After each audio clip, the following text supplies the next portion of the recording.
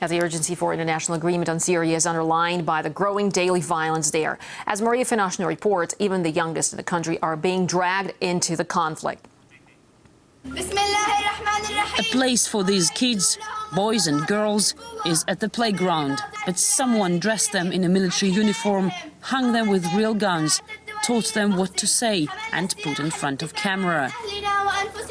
This little girl, 4, maybe 5 years old, she's almost crying as people behind the camera push her and other kids to chant anti-Assad slogans.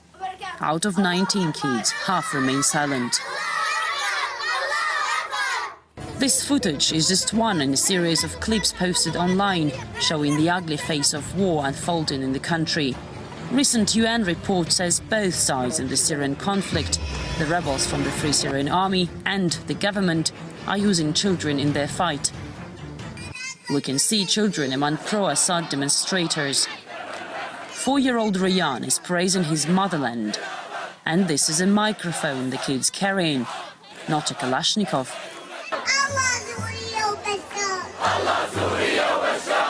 Rayyan's father couldn't imagine that his youngest son's participation in a patriotic rally would put all his family in danger and lead to the murder of his other 2 children. They threatened us many times. Once they wrote on my house's wall that the time has come. Then they sent me a symbolic loop. Then they put the picture of Rayyan on Facebook, promising 500,000 Syrian pounds to those who bring him to them. We couldn't imagine they'll come to our home. Yazem wanted to prepare for exams and went to sleep in the living room. And this is where they smashed first. There were shootings and they cried Allah Akbar.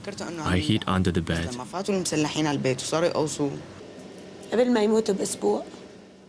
Yazem told me a week before his death that he feels he'll not finish his exams, and even if he does, he'll not get a certificate. He anticipated everything. He told me once, "Mom, they're gonna kill me." Amman Shamia's elder son was shot dead on the way to hospital as he was trying to get help to his injured brother. Little Rayyan escaped death only because that night he stayed with his grandparents. I was crying because they killed Yazem. I miss him a lot. He so wanted to get a good certificate. The funerals of the 2 teenagers had an honor guard. This is what they do here in Syria, the family says, when someone dies as a martyr. Why they tried to kill us? This is their freedom. If you are not with them, you'll be killed.